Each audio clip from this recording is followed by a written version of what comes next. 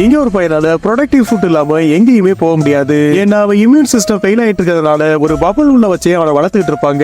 ஒரு நாள் சில லோக்கல் பங்ஸ் அவனை பார்த்துட்டு அவன் மேல ஒரு வெடியை தூக்கி போடுறாங்க. அப்போ பயந்து ஓடுனவன் தடுக்கி விட்டு கீழே விழுந்து அவன் சூட்ல ஓட்ட விழுந்துருது. அவன் அம்மா வேகமா அந்த ஓட்டையை சீல் பண்ணிடுறாங்க. இருந்தாலும் அவன் முகம் முழுக்க ரெட் கலர்ல மாறிடுது. உடனே அவங்க அவனை ஒரு ஸ்டேஜான ஹாஸ்பிட்டலுக்கு கூட்டிட்டு போறாங்க. அந்த ஹாஸ்பிட்டல் உள்ள போகும்போதே எல்லாரையும் ஸ்டெர்லைஸ் பண்ணி தான் அனுப்புறாங்க. சோ ரொம்ப ஆச்சரியமா அவனால சூட் இல்லாம நடக்க முடியுது. அதுக்கப்புறமா ட்ரீட்மெண்ட் ஆரம்பிச்சவங்க அனஸ்தீசியா கூட கொடுக்காம அவன் உடம்புல இருந்து போன் வேறவும் எடுக்கிறாங்க.